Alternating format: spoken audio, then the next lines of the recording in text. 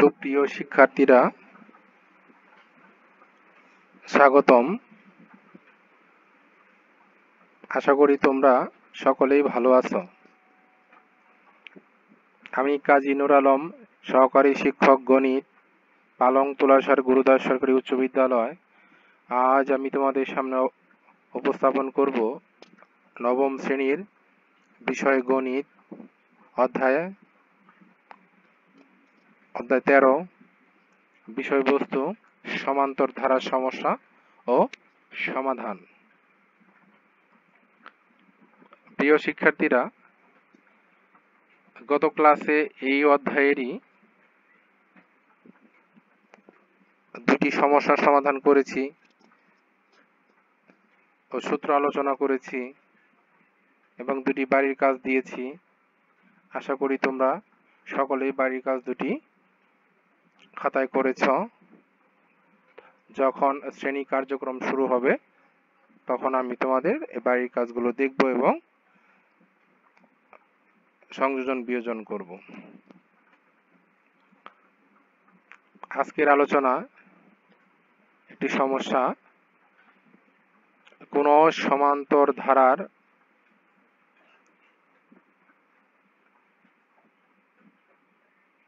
বারোতম পদ ৭৭ হলে এর প্রথম ২৩টি পদের সমষ্টি কত?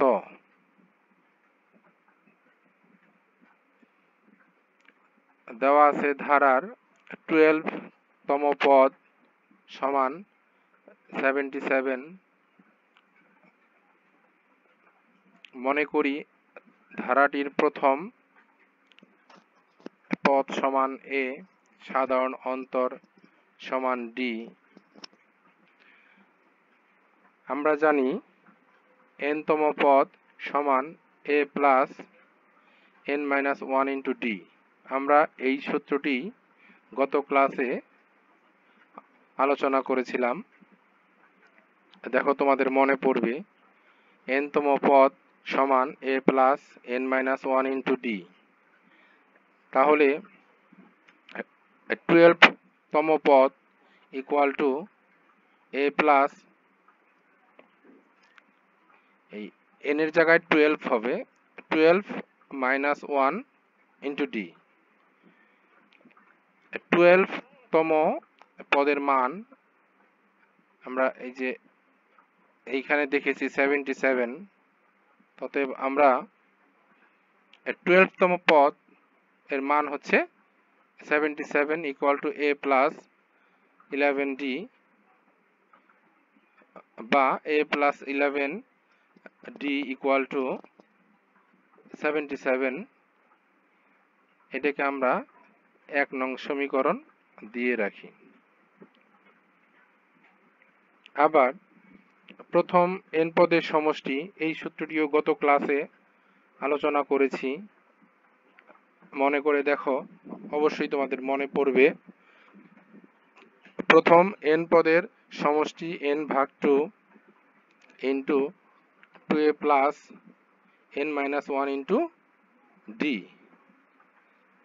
তাহলে আমাদেরকে বের করতে বলছে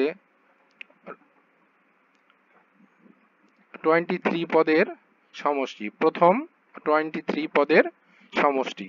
তাহলে n এর জায়গায় 23 হবে, তাহলে 23 ভাগ 2 into 2a plus 23 minus 1 into D.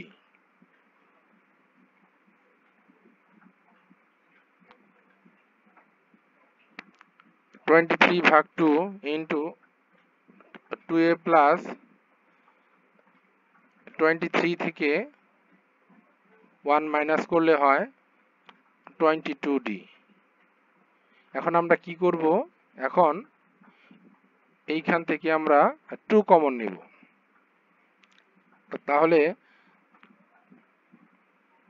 23 ভাগ 2 ইন্টু 2 কমন নিয়েছি,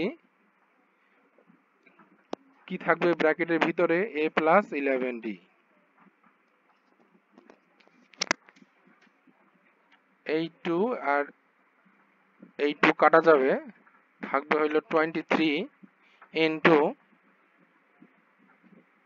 77 বাই 1, অর্থাৎ a প্লাস 11d,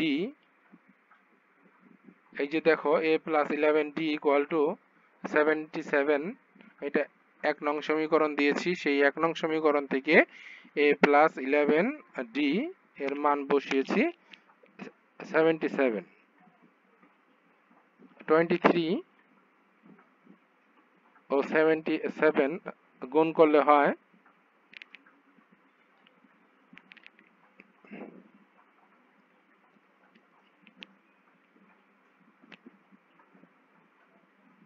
1771, এটি অ্যান্সার।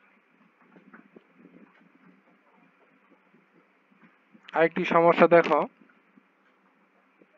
একটি ধারা দেওয়া আছে 9 plus 7 plus 5 plus dot dot dot. ধারাটির প্রথম n সংখ্যক পদের যোগফল মাইনাস 144 হলে n এর মান নির্ণয় করো। আবার বলছি, একটি ধারা দেওয়া আছে 9 plus 7 plus 5 plus dot dot dot. ধারাটির প্রথম n সংখ্যক পদের যোগফল মাইনাস 144 হলে n এর মান নির্ণয় করো।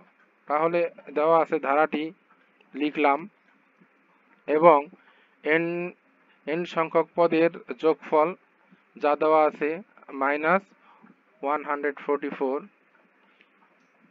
ইহা একটি সমান্তর ধারা যার প্রথম পদ a সমান 9, a সমান 9,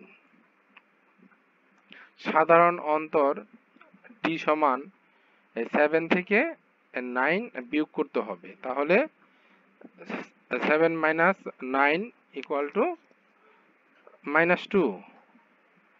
আমরা জানি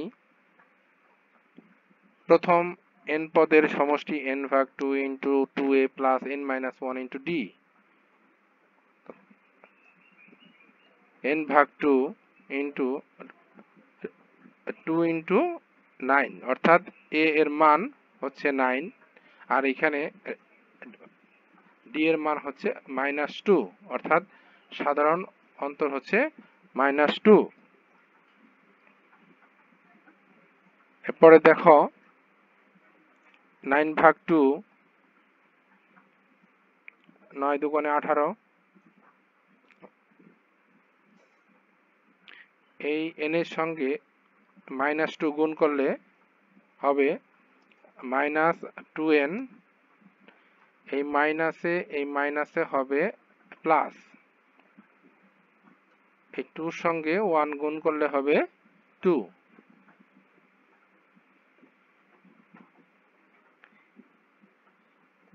এই 3 এর সঙ্গে 2 যোগ করলে হবে 20 মাইনাস 2n। এখন দেখো এখান থেকে আমরা 2 কমন নিব, n ভাগ 2 ইন্টু 2 যদি আমি কমন নেই তাহলে ভিতরে থাকবে 10 মাইনাস n, এই 2 কাটা যাবে, কাটা গেলে n কি থাকবে 10 মাইনাস n। এখন এইটা হচ্ছে প্রথম n সংখ্যক পদের সমষ্টি, আর আমাদের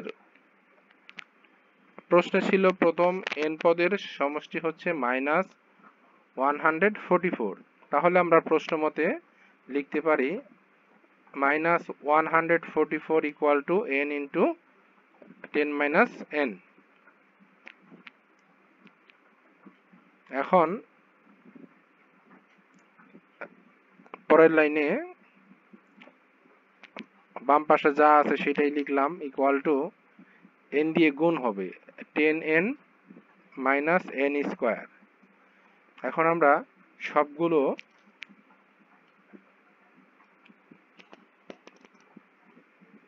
কে এক পাশে আনবো, তাহলে মাইনাস এন স্কোয়ার ছিল ডান পাশে, তাকে এনেছি বাম পাশে, তাই প্লাস মাইনাসটা প্লাস হয়ে গেছে।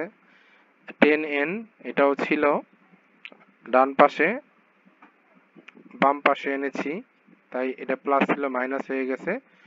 আর মাইনাস 144 বাম পাশে ছিল, তাকে বাম পাশেই রেখেছি, এর জন্য এর সাইনের কোনো পরিবর্তন হয়নি, ইকুয়াল টু 0। এখন আমরা কি করব, এই 144কে ভেঙে এমন দুটি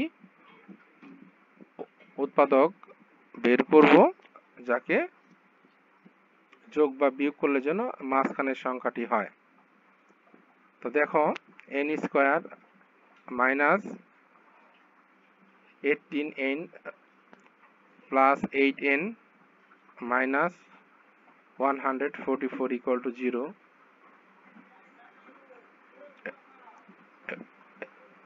প্রথম দুটি পদ থেকে n কমন নিয়েছি, তাহলে কি থাকবে, n মাইনাস 18। পরের দুটি পদ থেকে 8 কমন নিয়েছি, কি থাকবে, n minus 18 equal to 0। n minus 18 আর n মাইনাস 18 এই দুটি থেকে, এই দুটি উৎপাদক থেকে একটি কমন যাবে, n মাইনাস 18, আর কি থাকবে, n plus 8, n plus 8 equal to 0। এখন হয় n মাইনাস 18 ইকুয়াল টু 0 অথবা n প্লাস 8 ইকুয়াল টু 0, বা n ইকুয়াল টু মাইনাস 8, এই 8টা বাম পাশে ছিল প্লাস, ডান পাশে এসে মাইনাস হয়েছে। এই মানটি গ্রহণযোগ্য নয়, এর কারণ হচ্ছে n হচ্ছে পদ সংখ্যা, পদ সংখ্যা কখনোই ঋণাত্মক হতে পারে না, তাই -8 এই মানটি গ্রহণযোগ্য নয়। কেন গ্রহণযোগ্য নয়, এর কারণ হচ্ছে পদ সংখ্যা ঋণাত্মক হতে পারে না। তাহলে n এর মান কি হবে, n ইকুয়াল টু 18, এইটা ধনাত্মক মান, তাই আমাদের n এর মান হবে n এর মান হবে 18। আশা করি বুঝতে পেরেছ। এখন এসো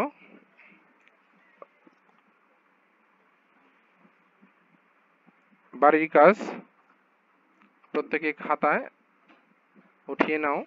অনুশীলনী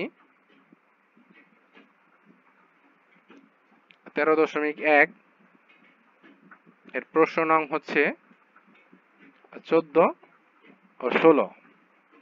আবার বলছি, বাড়ির কাজ অনুশীলনী 13.1 প্রশ্ন নং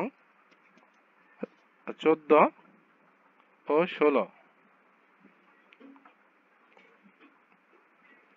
ধন্যবাদ সবাইকে। ভালো থাকবা, সুস্থ থাকবা।